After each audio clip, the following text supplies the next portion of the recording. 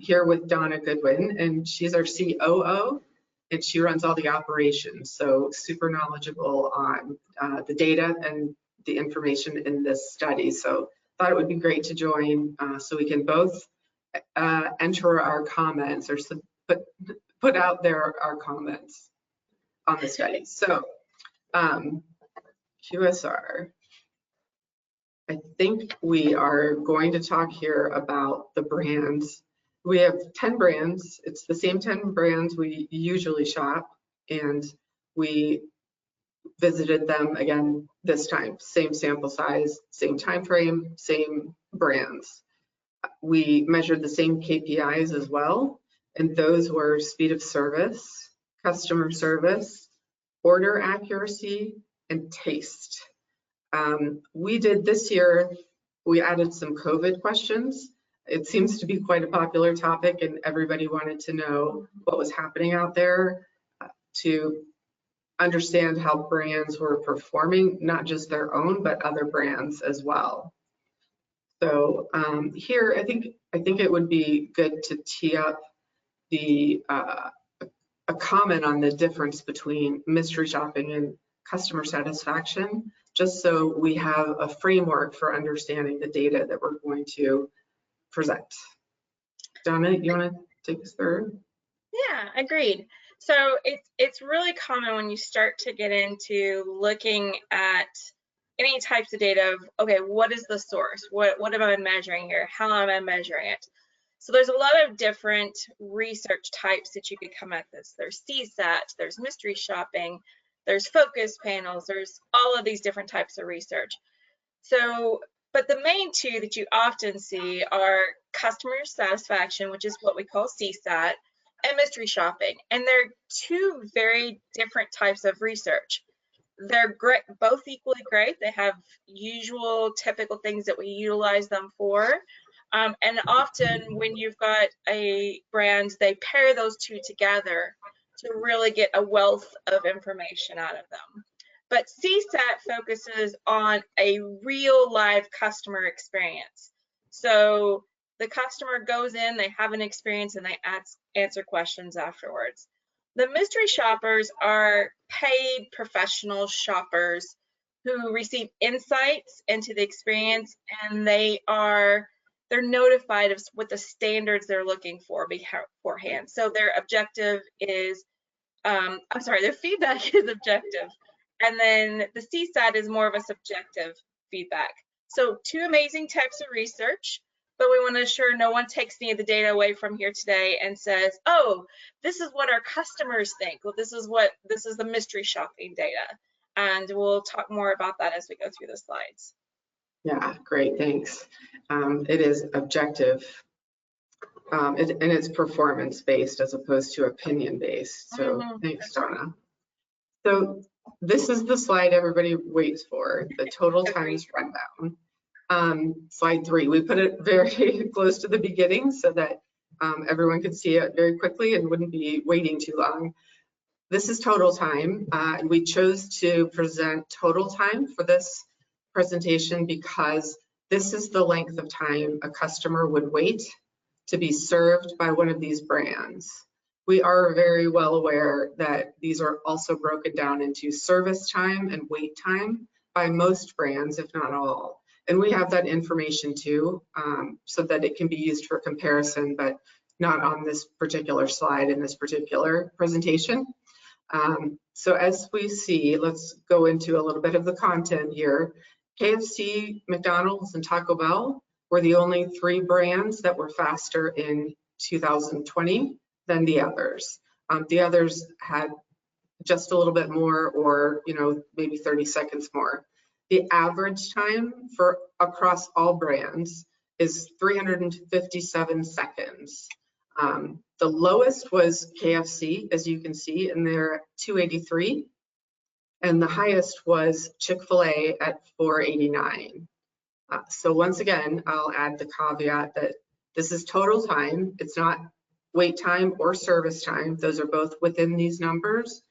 And the other thing to consider, obviously, is that we don't know the number of cars waiting in line. So this is great, again, to understand how long a customer would wait to be served between the time that they get in line and the time that they get their food. But it's not a time per car, and it's not a specific, again, service time or wait time. Let me give you the spread of the number of cars in line, just again for some perspective. The KFC had 1.5 cars. They were the lowest, and the average was 3.2 across all of the brands. And the highest was Chick-fil-A, and they had 8.6 cars in line. So obviously there's a good amount of spread there, and that does need to be taken into account for some measurements. But for the total time a customer is going to wait, this is it. So I think that's all on that slide.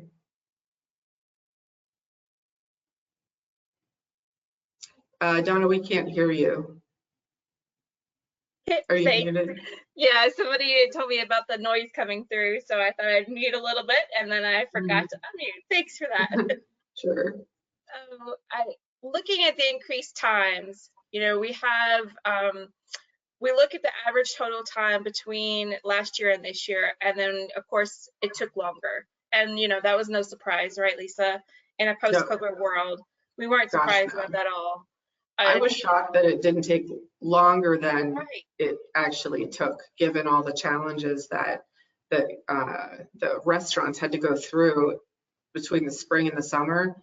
You know, a lot of them laid off employees, a lot of them had to hire back employees, and there's a lot of training that had to happen and new protocols and procedures. I was shocked that it wasn't actually slower than it was. I know, right? And so they did an amazing job of really tackling some of the issues that got thrown at them this year. But again, we did see that difference in the amount of total time. So when you look at that, you know, nearly 29-second difference, then we take an average of $6.83 per meal, and we pretend like the drive-thrus are always busy, and we put together this really big algorithm, and we get a potential loss of $32,000 a store. Now, what you would want to do for each of the brands out there, you'd want to take your own numbers here and take your own metrics and put all of this in. If you don't have those, you don't have that information, or if this is an area where you struggle in, this is often the types of things that we do with our clients and help consult on, and we'll be glad to follow up with you with questions and help you work through these types of issues too. Yeah, and the point is to show how a very tiny amount of time, that 30 seconds, can turn into $32,000 a year. And if you have 2,000 locations in a brand, it's 64,000. So the point here is that it really adds up, and it can be a contributor to making more money, making higher profit. Exactly. Good point.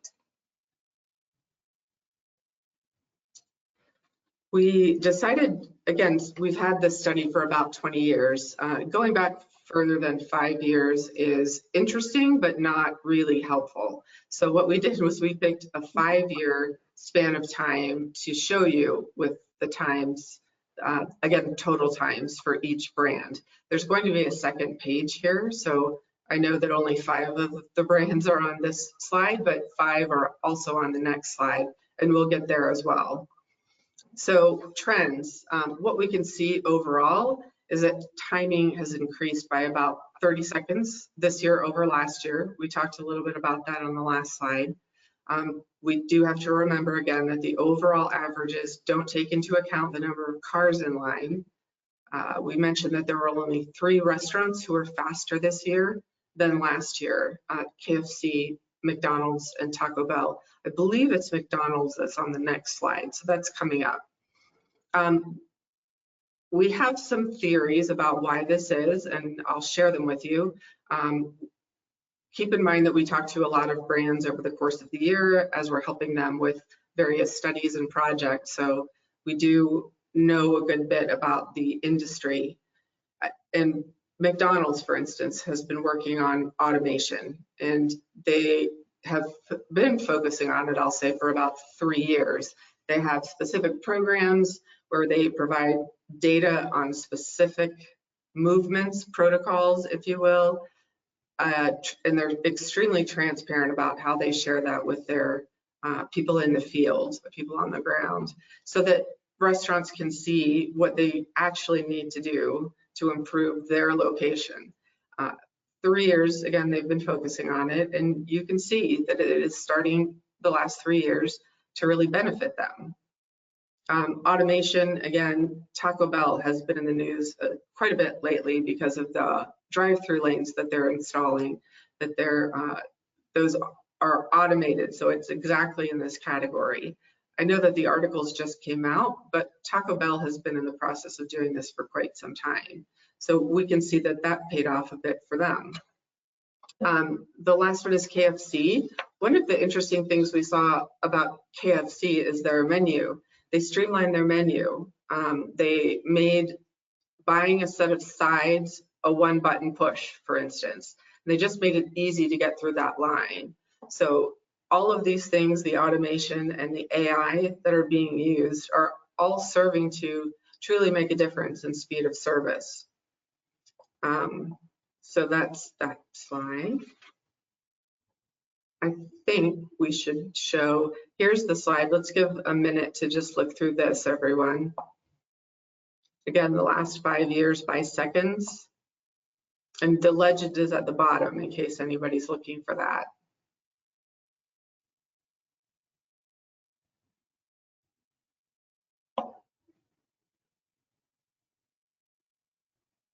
All right, I think we can move on. This deck, again, is available, so we're happy to share this with anybody that would like to see it. If you want it, just email us after the presentation and we'll get it over to you. So one of the things we also look at on the study is accuracy, and this is always going to be an issue, right? We talk about this a lot, you and I, Lisa. We're human, we make mistakes, and accuracy is an area where we have very human mistakes. So we did see an improvement, surprisingly enough, in accuracy, especially with COVID. We saw about 2.5 percentage points where it went up from 2019 overall, but we're both operational people. And I know we talk about this all the time because this page to me just screams opportunity. Because if you're looking at that upper 80s of accuracy and you're comparing yourself and looking at those inaccurate orders, this is like we talked about earlier when you pointed out, here we've got nearly 50-second difference in between accurate orders and accurate. I mean, it's significant. It's significant. Wow. Mm-hmm. And then, we're both operational people, so we talk about these things like this. If I were in a brand and this was me, I would be going after this really quickly because this is the way I know I could make up some of my revenue. I know I could help my bottom dollar. I'd be really looking at my accuracy. And as we know too, when you go and you look at the bigger deck and the broader information, there's a lot of variations between the brands on this too. So it's definitely an opportunity that exists out there for the companies. Yeah, absolutely. I would note actually on that last slide, would you go back one? The circle, the pie chart that's telling you how much.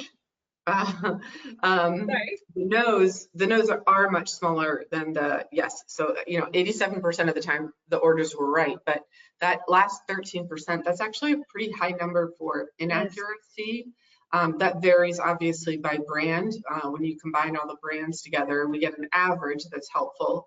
But for any given brand, it's obviously better to know your own number to see if you need to work on this. But we also know that inaccurate orders tick off guests. So not only do they add dollars in improving time, they also add dollars because it drives customer satisfaction up. And customer satisfaction obviously is tied to profitability, market share, revenue, etc. So there are multiple levers that this can turn, which is why it makes it a relatively attractive potential investment. And all of these slides that have numbers on them, this is how we help our clients evaluate investments.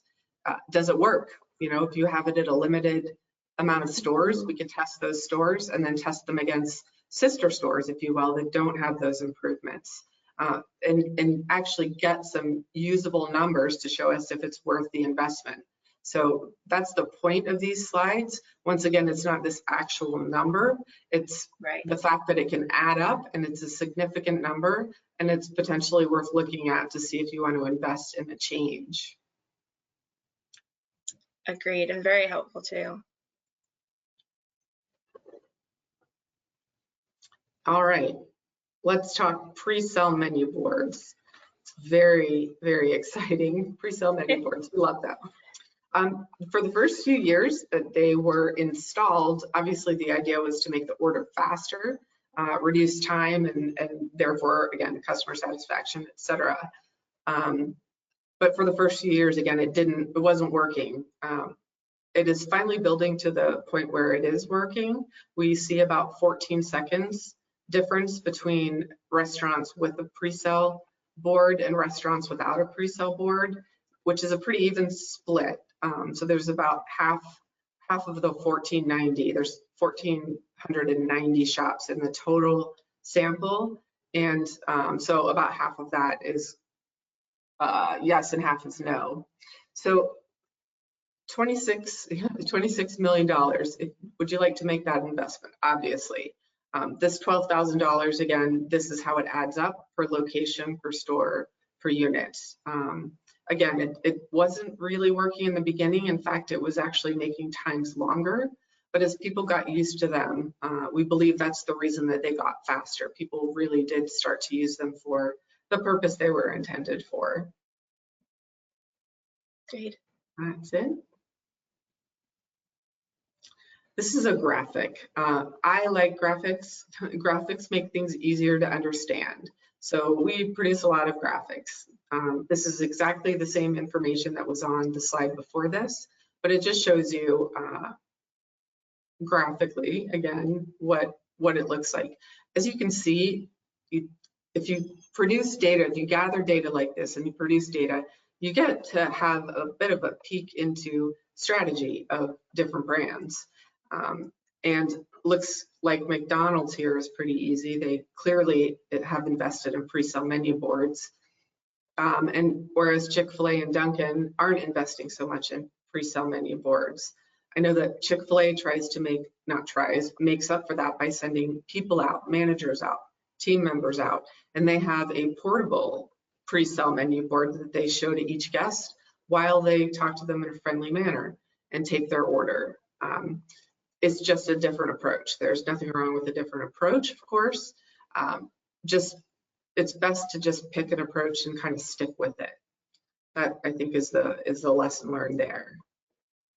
Okay. Agreed. And so when we get into digital menu boards, we've got this same balance like Lisa was just talking about. Some of the brands are focusing in on the digital menu boards and how that can help them with efficiency. And you can see the difference here between menu board and non-menu board. And again, it's like we talked, just 13 seconds difference. And you're looking at such a potential for per store, per 1,000 order, you know, per brand even too.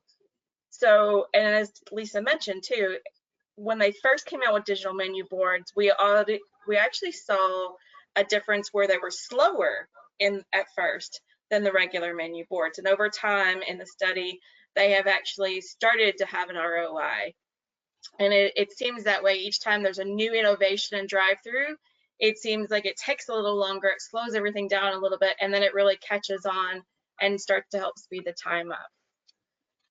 So when, you know, we're thinking about those digital menu boards, and so we looked at time, but then we also look at accuracy, because you can see over here in the 2019, there's almost a 4% drop in accuracy compared with 2020 with a 1.4%.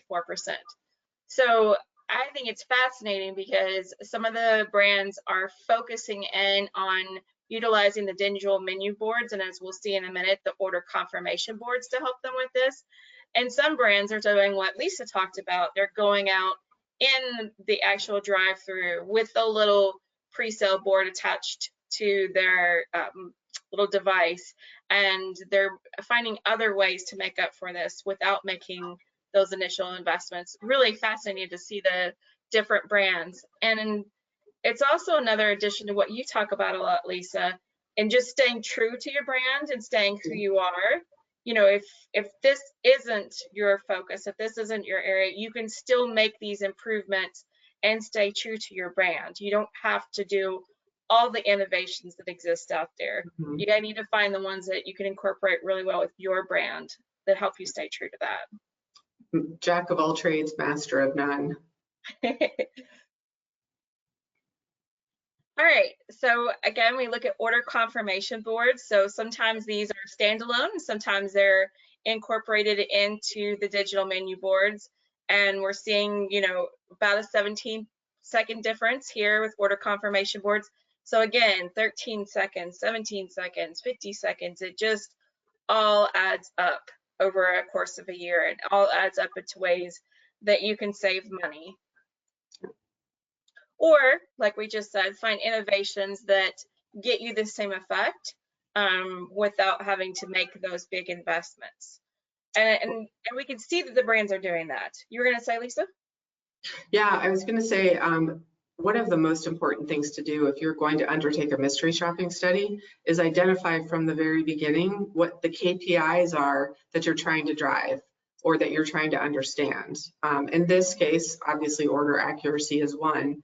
And you could do a shot before and after you made an investment or some sort of transition or new training program. There are ways to calculate ROI on those programs and initiatives that can really help in the future. If one bombed, then you don't necessarily want to do that one again. But if one really increased your order accuracy, actually a few years ago, we did have a brand that we helped with specifically order accuracy, and the results were, I think, an increase of about 30%, which is phenomenal. So at any rate, this really can drive dollars, even though the numbers look small. Yeah, it can. And then again, we're seeing the closing of the gap between non-OCBs and OCBs. So again, 3.5% last year, 1.1% this year. So the brands that aren't making this investment in having the OCBs, the digital confirmation boards, all of those things, they're finding ways to keep this consistent with their own brand and make these improvements. And like Lisa said, a lot of that is done by doing this pre-post type of study, making the improvement, having a control group, and mystery shopping is just well suited to that. Yeah.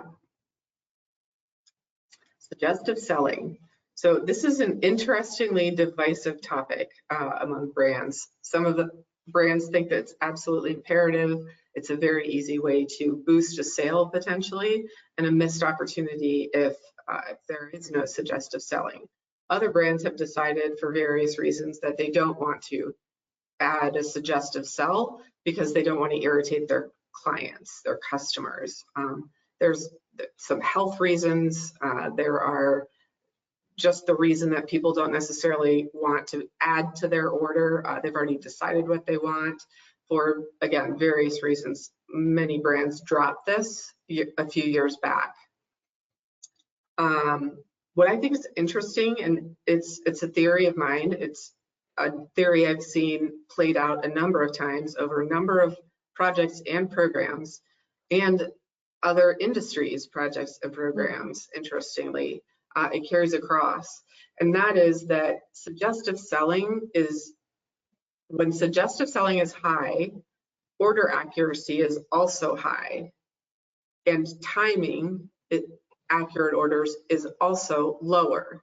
So those three seem to be correlated. There's certainly not causation. What we're trying to figure out, obviously, is causation. There's some sort of spurious factor involved that we would like to identify so we could do more of it. My theory is that this is the person. This is actually the person, an employee that is going to do well and add the suggestive sell and make sure that the order is accurate and be quick in time, it's probably somebody who's, you know, trying really hard to do a good job. They've got their protocols, they're on the floor and they're trying to do their best. So it's an interesting, again, correlation. It's not causation. We haven't been able to prove that out, but once again, I see this in multiple industries, not just the restaurant industry. So it's interesting. And I think we all know to some degree that better people lead to better delivery of a guest experience, simply. Yeah, exactly. So that's my theory. Happy to talk through that with anybody later if you have a different one. The next one, this is just a brief kind of blip. One brand in particular had some clarity issues, and since this is such an easy fix, we thought we'd put it into this deck. Again, easy fix, maybe check your speakers on a weekly basis or have somebody else check the speakers, because clarity is very important. That first interaction with your guest really matters, and clarity is fairly easy to fix. So pay attention to that. Agreed. Okay, so remember back at the beginning where we talked about this whole notion of CSAT and mystery shoppers? Well, this question is just a perfect example of that, because, you know, I told you in the beginning, we pay these mystery shoppers. They're professional, they're educated, they have an understanding of the standards before they go in, and then we turn around and ask them a question like this. Well, how did you feel like this restaurant can improve? So this is great. You can do that with mystery shoppers. You just have to realize that you've also introduced a bias by, you know, educating them the way we have, and also paying them for their opinion. But it is curious to see the differences in what they call out. Location layout. I was just thinking, I know we talked about this too, Lisa, that it's just, this is something I think that all of the brands are going to be tackling. I know the Chick-fil-A near me, they wrap that line around their store 3 times to get everybody through that drive-thru, and they have traffic controllers out there and everything during their busy hours. And you mentioned Taco Bell, and I know Chipotle has been testing out pickup orders and all of that. So it was interesting to me too that location layout was at the top of the list here, especially in our post-COVID challenges. I think that this has continued to be something that everybody is looking at. Yeah, absolutely. And these are, again, any new measures that you implement, any new training programs, if you're trying to make a case for ROI, if you're trying to make a case to launch it over the course of, you know, all of the locations across the entire company, this can be a great way to take a look at what the improvement actually is, whether it be order accuracy, timing, or something else entirely, a different KPI. The ROI happens in the gap between the different groups of restaurants. One thing I actually see that's interesting on this, though, is the cleanliness. The cleanliness was the least recommendation to improve, which is interesting. I think it probably is because everybody's cleaning like crazy for COVID, but I thought it was also great because people are very worried about COVID. We do have some slides later in more detail on COVID, but in general, to have the cleanliness at such a low % for wanting improvement is a terrific accomplishment. Yeah, that's a really good call out too, Lisa.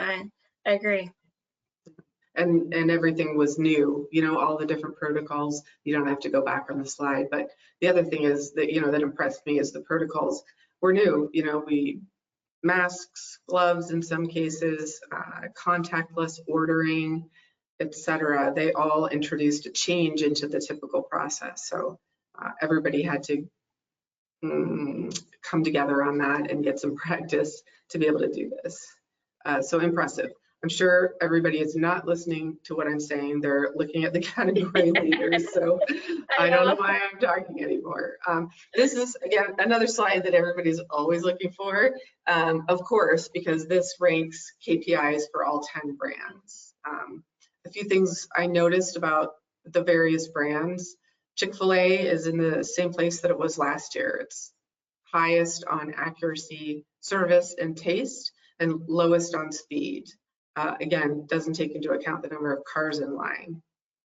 Taco Bell is still kind of far down on accuracy, taste, and service, but boy, did they jump up on speed. And last year they were in place 8, and this year they're in place 2. That is a substantial movement. And I think, again, we can attribute some of that to automation and AI and innovations that are happening there.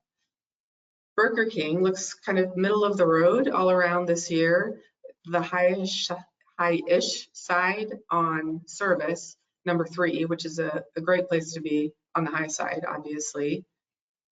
McDonald's in 2019, interestingly, they were in the bottom 5. It's the 6 to 10 area for all 4 KPIs. And in 2020, they jumped to number 2 on accuracy, and they jumped to number 3 on taste. You can see it on here, and those are pretty significant movements. Arby's, I think, is an interesting brand to watch. They ended up in the top 3 for accuracy, taste, and service, much like Chick-fil-A, and they ended up second to last on speed of service, also much like Chick-fil-A. So I think that that's interesting positioning. It can tell us where priorities lie, and that doesn't mean that speed of service is not a priority. But if these brands had to pick what they're the most focused on, I believe that they would pick one of the top 3, and speed of service would come farther down. Because if people like your product, they're going to come anyway. And I think Arby's shows that they have potentially a similar position and a similar strategy. KFC jumped to number 1 on speed. Congrats to KFC. They were number 3 last year, which is still pretty high. So it remains consistent from last year. But that is obviously a win, being number 1 on speed of service. It was Dunkin' last year. Wendy's was number 3 in 2019 last year on accuracy, taste, and service. And it slipped to the bottom 5 on all of the KPIs this year. So I think that's also an interesting look at overall performance. Hardee's was in the bottom 5 for all the KPIs in 2019, and it's still running middle-ish of the road on most of them, but on speed, they've actually come up to number 3. So they're in the top 3. Carl's Jr., same owner as Hardee's, was in the bottom 5 actually for accuracy, taste, and service, but number 2 for speed in 2019. If you take a look at their placement here, it looks to be very similar to that last year. It didn't change a lot. And in addition to not changing a lot itself, it also looks to be pretty similar to Hardee's, which is not surprising given that they have the same owner. Dunkin' was number 1 in speed for 2019, and this year dropped to number 7. So that's a substantial drop year on year. And their other KPIs, those stayed pretty consistent. They were middle of the road-ish both of the years. And I think that what this tells you is that you can get a sense of the strategy and focus of other brands by looking at this particular chart, the overview. But remember that you can't be everything to everyone. Donna alluded to this earlier, and it is what I say, too much probably. Jack of all trades, master of none. You can't be everything to everyone. Being top in 3 of these is actually quite difficult. I usually recommend picking what I call a major and a minor. Pick one thing to be really good at, and pick a second thing that's your secondary fallback that you're also really good at. But having 3 or 4 is quite difficult. So you don't need to try to be everything to everyone. The most important thing is that you know who you are as a brand and what your focus is and what your strategy is. You know, hopefully, what your customer thinks of you, and you can tie that to your strategy. Hopefully that aligns. And in this, you can measure your actual performance, obviously, against that strategy. So delivering on the strategy is much more important than being the best at everything. In straightforward terms, if you tell people you're really fast and they come to you and you're not really fast, that becomes a problem. But it only becomes a problem because you've told the customer to look at that. So that's why, again, we recommend that you know what you're good at so that you can use your marketing and communications to point to those things and tell your customers how good you are at those things, because that will then become what they actually notice when they're either driving through or in your restaurants. So you can expect less on performance on some of these KPIs. Don't kill yourself trying to be everything to everyone. One of my favorite sayings actually is a bear and two men are running in the woods, and the bear starts coming after them, and one man leans down to tie his shoes, and the other guy says, "Hurry up, we got to get out of here, we got to run away from this bear." And the other guy says, "I don't have to outrun the bear, I only have to outrun you." Again, cute little graphic, if you will, if you could put that picture in your mind, but it's very true. You don't have to outrun the bear. All you have to do is be better than the other guy. So it's important to know that you might not want to shoot for being perfect at speed of service or customer service. You just have to be better than the others that you consider to be your competitors. We obviously have a lot of different kinds of brands across here. We've got Dunkin', which is known for coffee and donuts. We've got burgers, we've got Taco Bell. We've got chicken on the bone, and we've got chicken not on the bone. So a lot of difference in the landscape, in the competitive landscape. Everybody listening probably already knows who you would consider to be your particular competitor, which is why it can be helpful, obviously, to break this down to the brand level, but also to be able to identify who you're up against. Because if I am searching what I'd like to have for lunch, it's not usually going to be a decision between a taco and a hamburger. It's usually going to be a hamburger and then a decision between the places that I would go for that hamburger. So just something to keep in mind. Great. I think that's it on this. Yeah, no, that's great. I know everybody was waiting and listening for you to start talking about that. So I'm sure they were all distracted. Remember, I did give you the bottom line answer in the total times in the beginning. Yeah, I did give you that. it's great. All right, so another feature that we added for this year was the COVID-19 questions and the considerations for those. So let's dive into that, because I know a lot of the brands are probably curious about that as well. So the first up, we have signage at the actual order station. So, you know, we talked a lot about customer sat and mystery shopping during this, and we actually did a customer sat survey back in the summer and asked consumers, you know, what would make them feel safer and what was the biggest item out there. What was it, Lisa? Signage. Tell us what you're going to do so we can make our own decision about whether we want to be here. Yeah. So that signage came up. So, you know, going to the order station, and we'll see next actually seeing the signage at the windows, you know, not only having that signage, but then also fulfilling that promise to your consumers so that when they get to the drive-thru in the payment window, the mask isn't down below the nose. You know, we know from news now that that's one of the primary ways that it spreads, that COVID is spread, is through the nose. And you go around that drive-thru and you see that nose pulled down.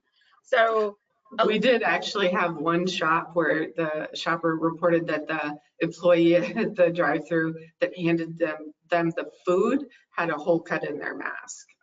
We're certainly not, it was once and the brand is not relevant, but just stories like that, actually, those things do happen, and it's nice to keep a thumb on the pulse of what's going on, because that will drive a customer away. I think that not only do they not necessarily want to be there once they figure that out, often they decide not to come back. Yeah, Agreed. So it's not only, you know, getting out there and communicating this, but then fulfilling those promises. But in a lot of ways you see, so we only had 12% at the order station with any signage. And then even when you move over to the payment window, you know, across the board, you're seeing 30, 45%. So there's not a lot of communication out there. And even though from that consumer study, we know this is really one of the things that consumers are wanting, but our mystery shoppers are letting us know it's not out there. So easy. You know, we talked about low hanging fruit and just ways to get out there, get that communication out there. What are you doing? Let them know the wonderful things you're doing. It's an easy fix. It was just in the news. Free, just about free if you have a piece of paper in the restaurant. Yeah, exactly. You know, it was in the news. You and I were talking about this. One of the brands came out, not in this study, not a brand from this study, but one of the quick service restaurants brands came out and talked about how much they had to spend on COVID this year and what a jaw-dropping number that was. And, you know, signage, like you just said, it's almost free, a piece of paper, and just getting that communication out there. Easy thing to improve upon. Yeah. Okay, masks and gloves. Masks, obviously, there's a lot of divisiveness around masks, but we looked at them for restaurant workers, and we did find that 91% of the workers are wearing masks, which is great, I think. The 9% that aren't, that's a pretty low number considering. I think that for the most part, this was done in July, largely the field work. I think last few days of June and maybe first few days of August, but it was largely July. So the word had gotten out that masks help at this point, and a lot of restaurants instituted this immediately, which was terrific. It was a great, quick reaction to that. Gloves. Gloves were interesting. Gloves were really big in the beginning, and then as a little bit of time went on, we heard from nurses and we heard from doctors that the use of gloves in this circumstance really wasn't that helpful. And by this circumstance, I mean to prepare food and be in the background, fill drinks, make slushies, ice cream cones. So a lot of restaurants decided they weren't going to push on this. A glove at the point at which you're picking things up and moving them somewhere else and then picking something else up, it's not any different than using your bare hand to do that, unless you're changing gloves between each of those, and the workers are not. That would be difficult. So we see a pretty low number there. This is a graphic. Again, a graphic is helpful, I think, to see where the masks are highest. We could see that New England and the West are the highest on masks. The West North Central is the lowest, and then the rest is pretty much the same. So, you know, one of the things we all know about too during COVID, you know, you had supply chain issues out there. We had limited menu because of supply chain issues, and some, as far as efficiency, to kind of encapsulate those numbers, some brands made the decision to go ahead and narrow and limit their menu. But as far as what we were seeing and the communication of that, when our mystery shoppers would go through the drive-thru, only 9% of the stores were communicating that they had a limited menu out there. But like we said, as we know, there were a lot of brands that did just straight up limit their menu, but didn't call out that fact. And there were probably a lot of reasons. I know we've talked about that, speculated why they might have done those things. But it was interesting to see. Plastic barriers. This is the plastic barriers that are out there. Some of them are a little bit awkward, but they are a great something to do to help customers feel safe, and that's the most important thing. About 60% had plastic barriers, and about 40% did not have plastic barriers. I believe that a plastic barrier is a bit more expensive than a sign. So I understand that this can require some investment, but it does make a difference on the return, on customers' willingness to return somewhere after they see that there is not a plastic barrier. So something to consider when you're weighing what to do with all the money you have, which investment to make. Graphic, again, love graphics. I think it's so much easier to see sometimes when you can look at it. Highest New England, Mid-Atlantic, and the lowest was the mountain area. The rest were pretty similar. All right, so the last item before we talk about the way the study was structured is just contact lists. And this is hard. This is hard because it's food prep. It seems weird to say the word contact list in association with food prep because it doesn't exist. And then you think about handing the food to someone. So we got to see some of the challenges and some of the solutions that brands came up with. So a lot of brands did just hand the order to the customer, and some of them would put it on a tray because, you know, at least you might prevent the hand-to-hand contact there. You still have the surface contact, but maybe you could prevent the hand-to-hand contact that way. Just a lot of different methods that each of the brands were trying to come up with to help their people feel more safe while they were visiting their locations. I think this also makes the interactions a little bit longer because which is why I was surprised that that the overall time was only about 30 seconds increase. Remembering this is hard. Adding it to the typical process is hard. It's faster to hand the bag to the customer than to put it on a tray and then hand it to the customer. The customer may not be good at the contactless, I have a hard time with that word, contactless. With a contactless payment, it's fine if the employee gets used to it, but the customers coming through are not necessarily used to it. So we know that contactless is becoming the new KPI. And we know that some of this is going to stay even after COVID is gone. But it's not easy. We're breaking habits in order to change the way that you deliver the food to the end customer.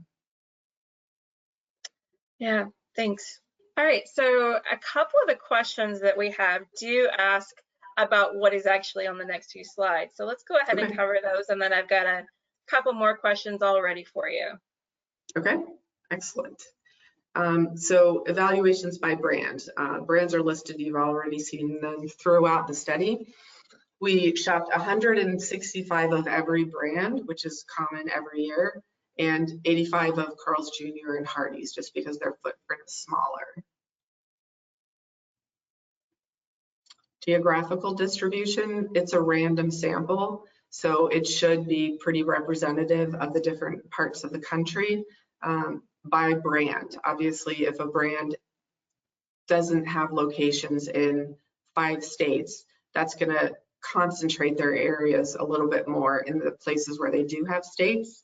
So you can't weigh this out exactly equally, but within every given brand, it's a random sample.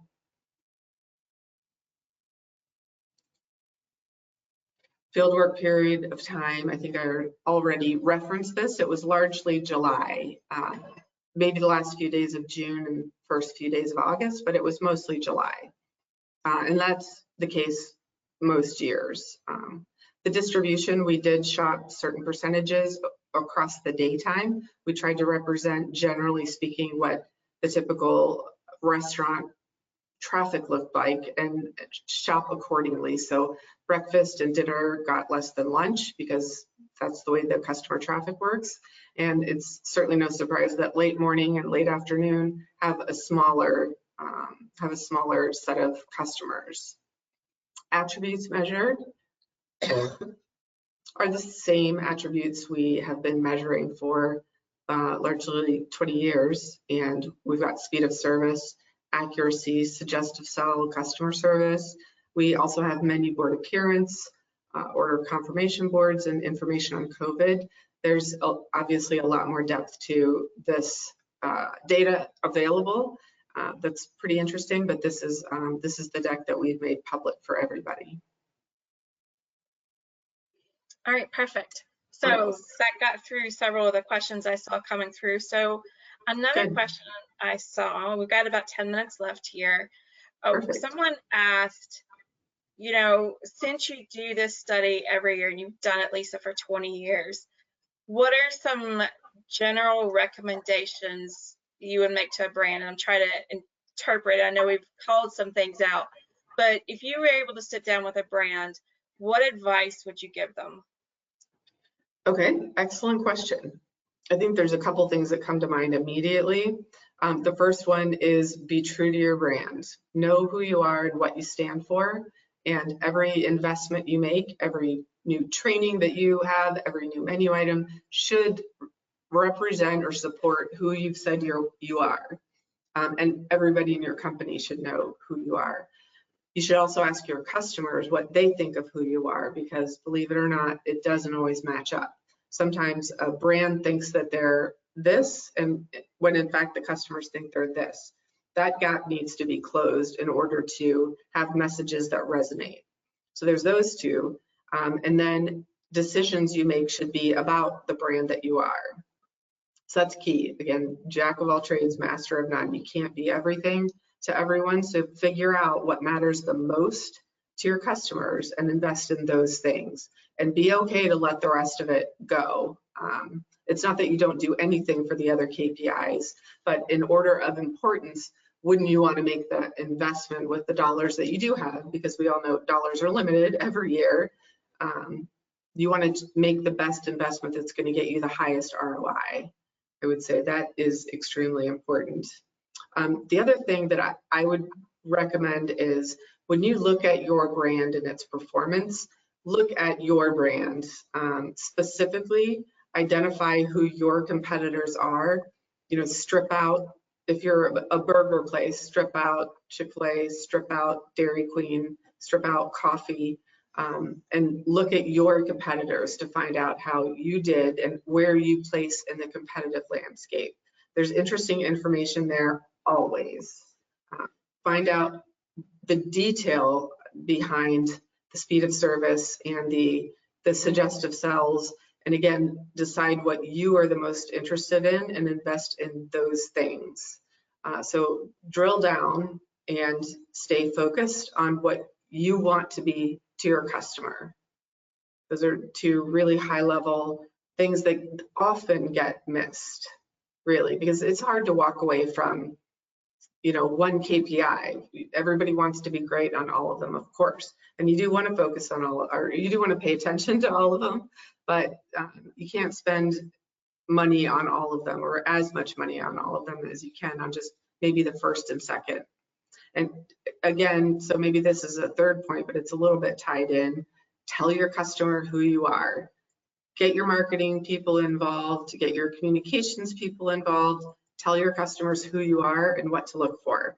Because when you tell them what to look for and they look for it and you meet that obligation, and that is also necessary. You need to meet the obligation before you tell the customer, because if you don't, you create some cognitive dissonance, more so than if you never told them. But if you do meet it, then all of a sudden you've got a customer who says, you know, that rang true, and that makes a difference. Excellent. So this is a speculation question. We're gonna, you and I sit around talking so much sometimes and kind of speculating and talking about the industry. So this is definitely a speculation question. I'm gonna take a drink of water if I have to speculate. So someone is asking about, you know, because the study this year was when most of the brands had their dining rooms closed, what do you think are going to be some of the risks of some of all of this going away and changing again once they finally do have to open all those dining rooms back up? And or what do you think a brand should be watching for as they go through that process and keeping up some of the improvements they've made in the drive-through, but then also having to keep the dining rooms open as well too? That was about 47 questions. I know. No, just It's kidding. like, I understand. I'm like, I understand what you're looking for. It's all tied together. Yeah. When the dining rooms come back, how is it going to change everything? And are the dining rooms going to come back? I do think, and this is speculation again, I do think dining rooms are going to come back to some degree. I think they're going to be less popular than they used to be. COVID has raised everybody's awareness of germs and contact. And so people who have maybe autoimmune diseases, or elderly people who don't want to catch it, or people who have, you know, other things that make them weaker, may never want to dine in again. And that, you know, that's a decent piece of the population that's just been lost. So I think that the drive-thrus are going to stay pretty popular.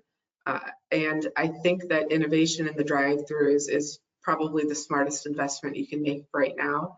Automation, AI.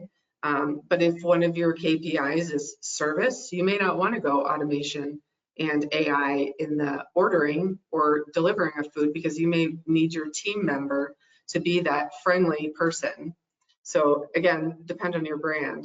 But dining rooms, I think it's going to be interesting to see what dining rooms turn out to be, because it's going to end up being a good amount of real estate that is not being used. And that's not a good thing for restaurants. Maybe they turn some of them into an additional drive-through lane or a mobile pickup area. That's certainly possible. Maybe they add a second kitchen. Maybe they turn some locations altogether into ghost kitchens. So I'm not sure exactly what they're going to do, but I do think that they're going to have to find a way to do something with that empty space. Again, maybe they're going to have 20, 30 seats available, maybe 10, maybe just 10, depending on where they're located. But they'll have to do something with the additional real estate that they're going to end up with en masse.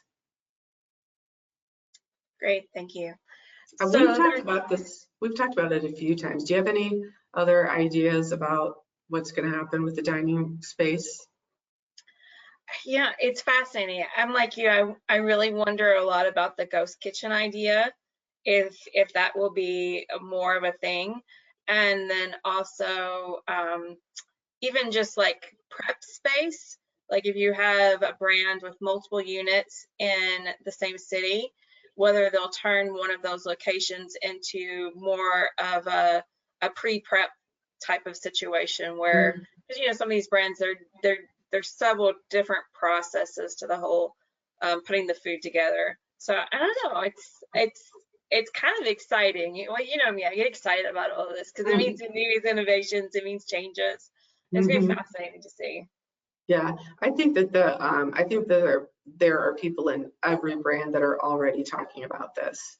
And you know, if it does come back, dine-in does come back to a greater degree, then it's an easy decision to perhaps do nothing and still capitalize on all the space that you have. But I do think that there are probably committees everywhere talking about the what ifs. Yeah, the what ifs. Okay, so we've actually reached the end of our hour here, and I know I like to call this the Ask Lisa. That's like my little favorite too. Just Ask Lisa. So easy Lisa's for you to say. Lisa's available for those questions, and I thank you all for coming today. And Lisa, I'll let you just have the final words here. Yeah, thank you all for attending. I hope it was helpful. Hope it was useful. If you have questions about any of the information I've shared, feel free to send them to me, and I'm happy to reply. I hope, again, that this was useful. That's the intent of it, so hopefully we got there. And thanks again for attending. I think that's it.